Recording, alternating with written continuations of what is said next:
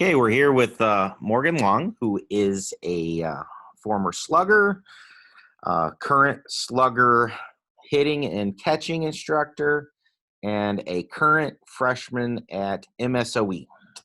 And so just had her freshman season shortened, and her team was kind of rocking it, so it's a little disappointing. They were ranked number 20th team in the country for NCAA Division III. They started off the season 9-1, and their trip to Florida in Claremont. And Morgan herself was having a great start to her freshman season. Was hitting 421 with 6 RBI, a couple runs. Was leading the team in walks, on base percentage of 560, slugging of 526. So pretty good start to your freshman season there, Morgan. So I guess, tell me a little bit about what you're doing now and where you're looking to go with this next year. Looks like softball career in college has started off pretty well, team-wise and individually. Oh yeah, it's disappointing that it got cut short, especially since we were doing so well. And our team, I always wish that we just kept going, but sadly it had to end. Looking towards next year, I just hope that we continue what we kind of started this year. It's disappointing I didn't get to really play my freshman year, but it was an awesome start. I did make some great bonds with the team, and I just want this to continue to next year. Looks like you guys got a pretty strong group coming back. You've got all 3 of your pitchers are returning, and I think you guys are losing a fairly solid group of seniors, but looks like you got enough coming back for you guys to kind of make another run at it next year, along with what I think your coach describes as a pretty strong incoming class of new freshmen as well. Oh, yeah.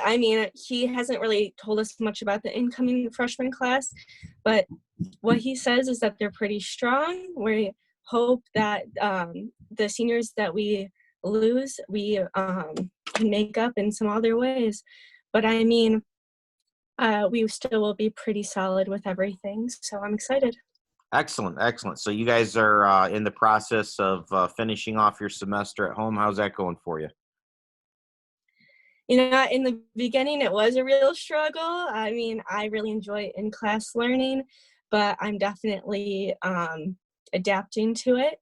And now I'm kind of fully adapted, and it's going well. No complaints. Excellent. So tell me a little bit about your Slugger career and kind of how you got started. I'm obviously your dad. I coached you the majority of the time as well.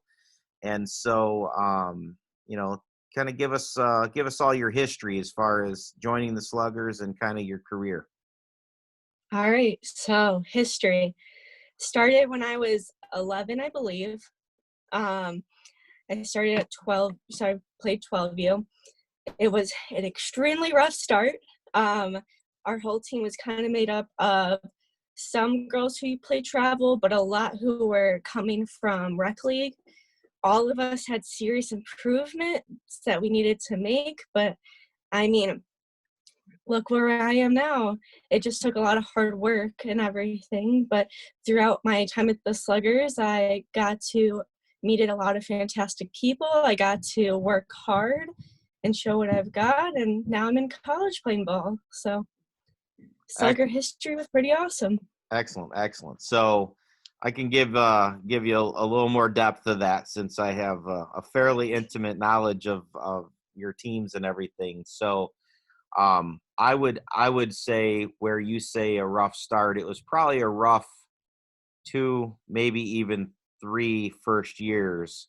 And then and then things clicked pretty well. We worked really hard as a team, and I think by the time we were at 14U, we kind of developed in one of the stronger travel teams at our age in the country, and kind of continued that forward for the next several years. And so I think a lot of those girls that started off with us and was kind of behind the curve maybe a few years because people started so early, definitely caught up, and you were one of those, obviously. And you guys worked extremely hard. We had a fairly, committed group that kind of just put in the time and really did it. And it was a great story. It was one in which, when we first started, we were probably that team that everyone wanted to play.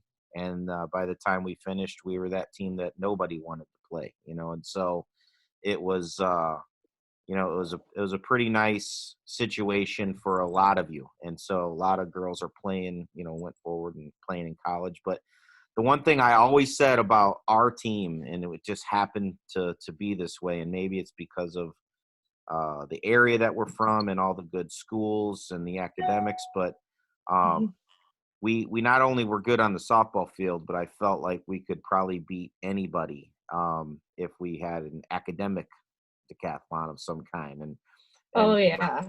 we had a really smart group of girls who are going on to do really cool things at college, and so we I always would tell people that our dumb girls, and we had no dumb girls, but our dumb girls were B students. Like that, it was just our dumb girls were getting still over 1,000 on their SATs, and so it Oh was. yeah.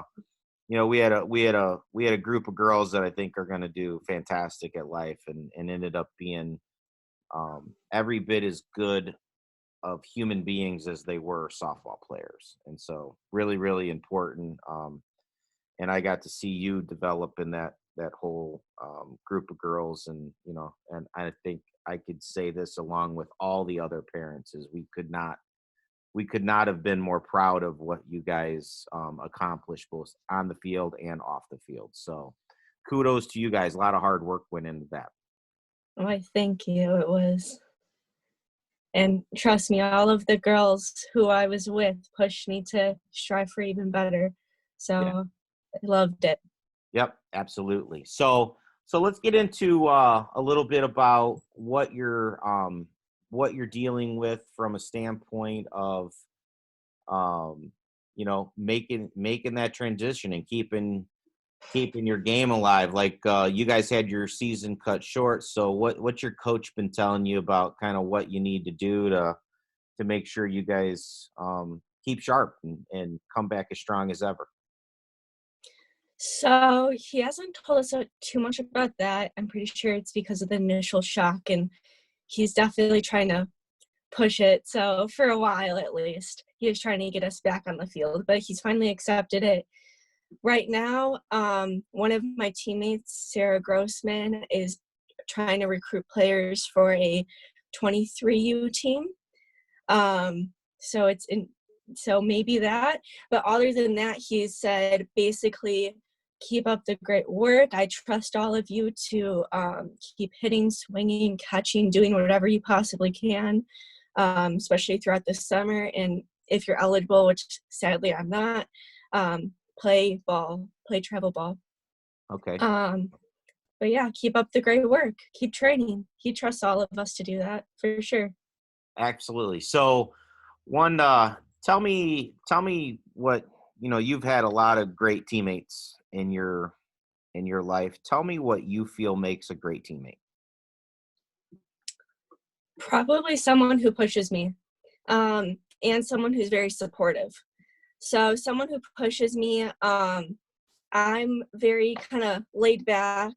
I do work very, very hard, but I love when I can kind of compete with another teammate, in a healthy way, of course. But they just push me to strive to do my best. Like they push me to work harder, go that extra mile. I also love someone who supports me, like especially like academically at Milwaukee School of Engineering. The academics are extremely hard. So having that upperclassman who knows what I'm going through as a freshman is really important to me. And I love when I can just talk to them and they can help me through stuff that I'm struggling with. Excellent. Excellent. So, tell me, I mean, obviously, I was a head coach for you for a long time, but there's so many people throughout the years that went into kind of making you the player that you are. Kind of touch on a lot of those, whether it was, you know, hitting coaches or catching coaches or assistant coaches, high school, on and on and on. Like there are so many people that went into helping you develop your game. Kind of tell me about who those people are and why they were so important to you and your development as a player. All right, so let's start with, of course, Coach Hill. Um, the man, the myth, the legend. I absolutely love him. He has been with me for my hitting coach ever since I was 12. And trust me, he has videos that are very embarrassing of me of when I was 12, of when I first started. He has pushed me and supported me out throughout my entire career. He's always been a shoulder I can lean on. I absolutely love him. He's always been like an ear that I can talk to as well whenever I'm having issues. And yeah, he's developed me into a great hitter and a great person in general. He's definitely changed my perception of the game throughout my entire career and it's developed me into who I am now. I would say another coach, Coach Rachel Borgman, was my first catching coach. And she was amazing. I mean, she kind of led me.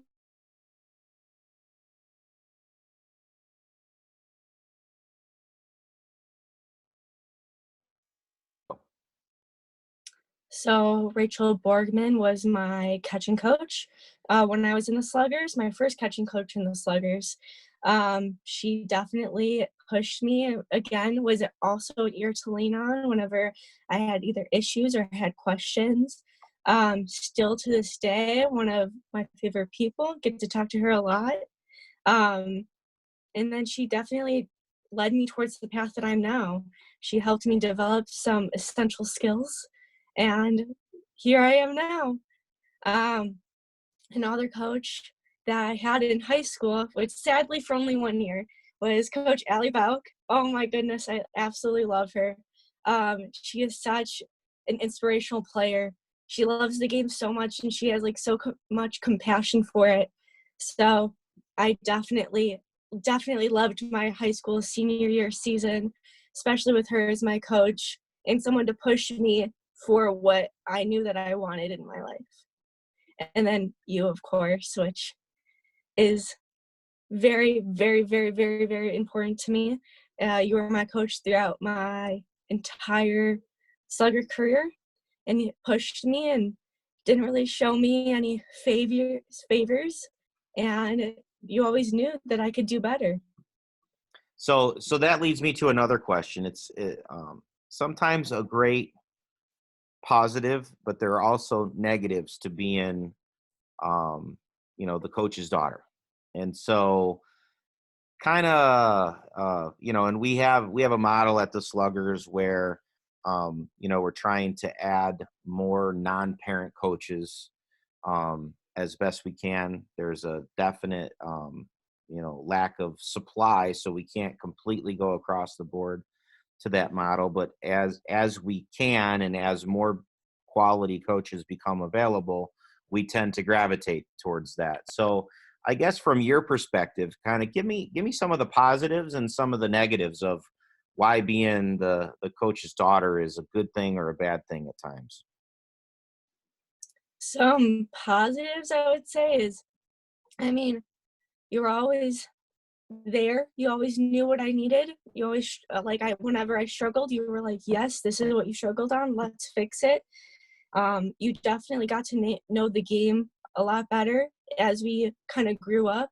So you definitely helped me develop some of my skills, especially those things that you saw in a game and were very up close with it. I would say that was definitely a positive for me. Some negatives were for sure recruiting. I would say that it was harder for me to, not harder, but it definitely came up with more of a challenge to get recruited, especially when college coaches needed to go to the head coach.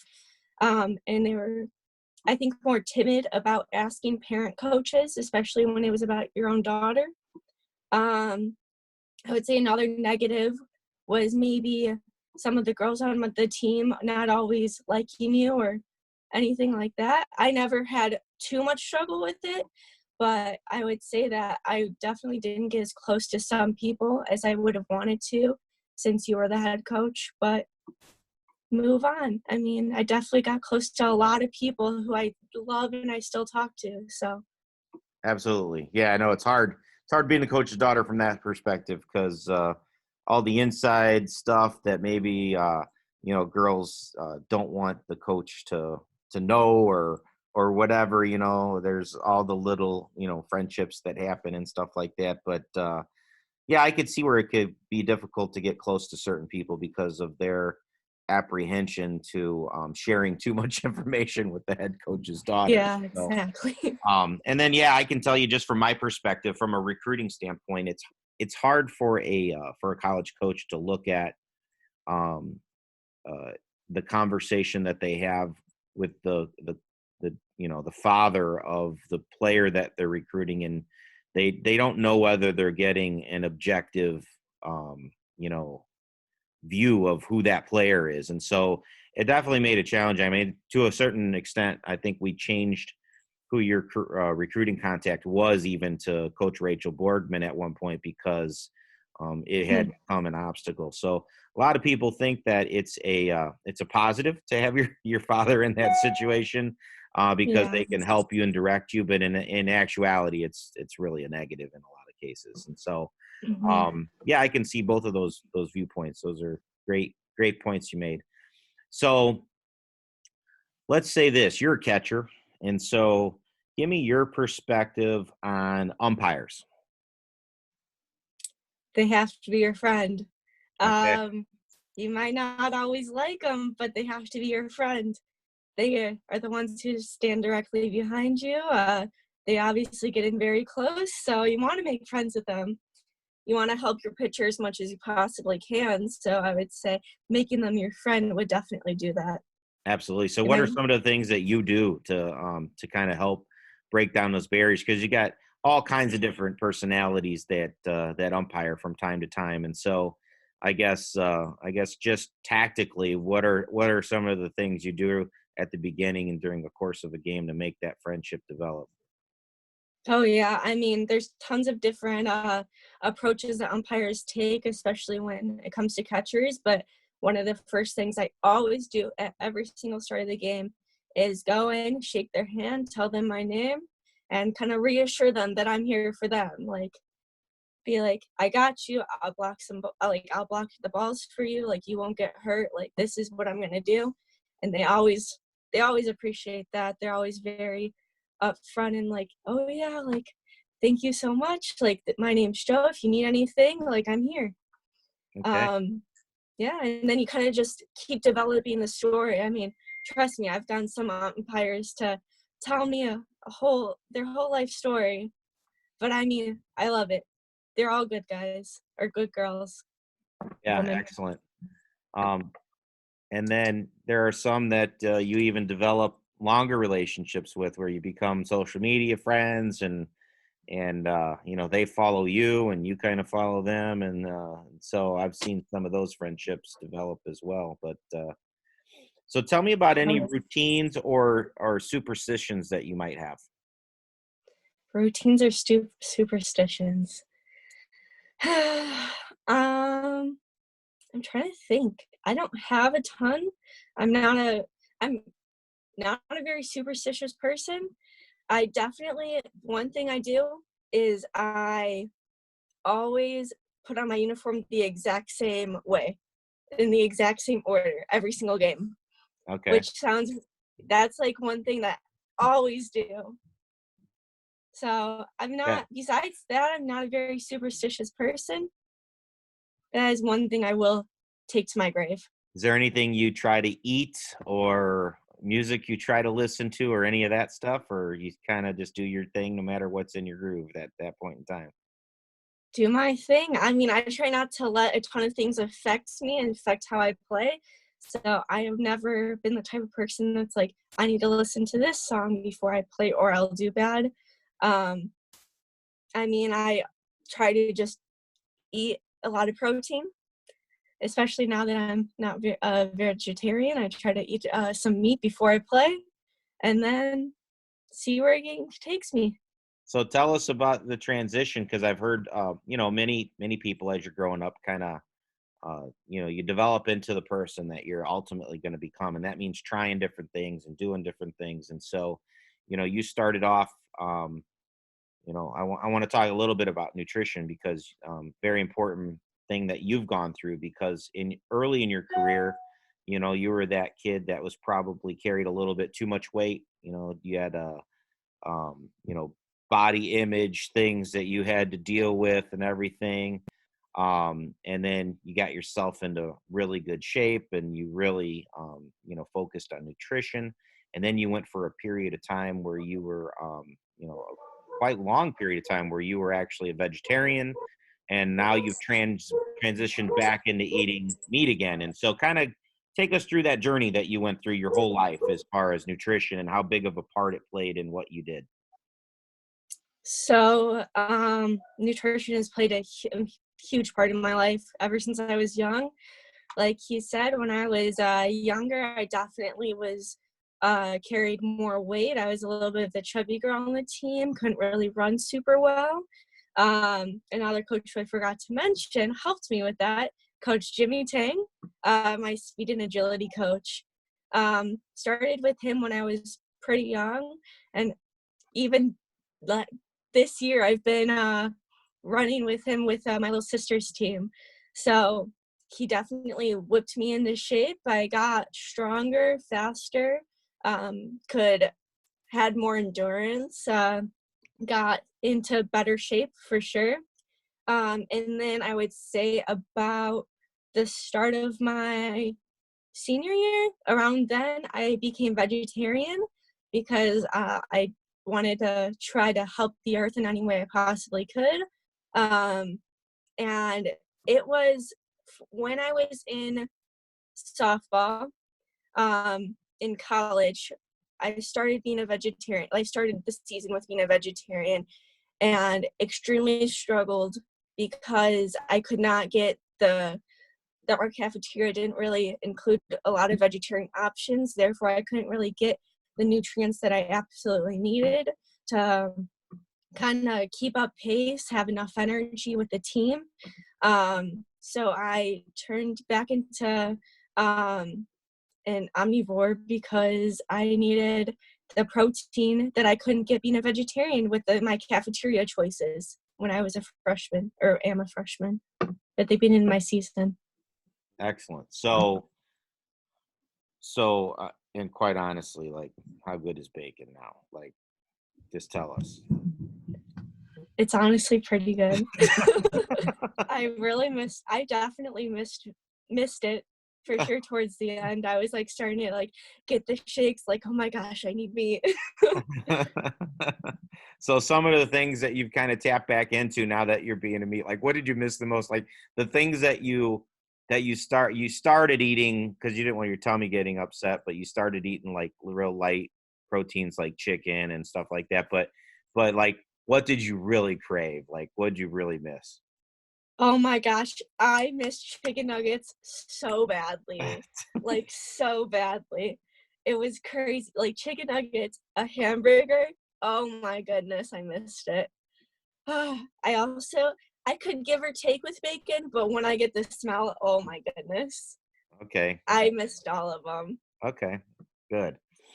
Well, now that you're back on the dark side, it makes our home life a lot easier because we don't have to make separate meals or anything like that for you. So I can tell you, from a convenience stance alone, I just appreciate you eating meat again. So, um, well, it was awesome catching up with you, Morgan, even though I get to see your lovely smiling face nearly every day. So, Of but I'm sure course. some of the girls are going to appreciate kind of hearing what you've been up to, and I look forward to catching up with you again.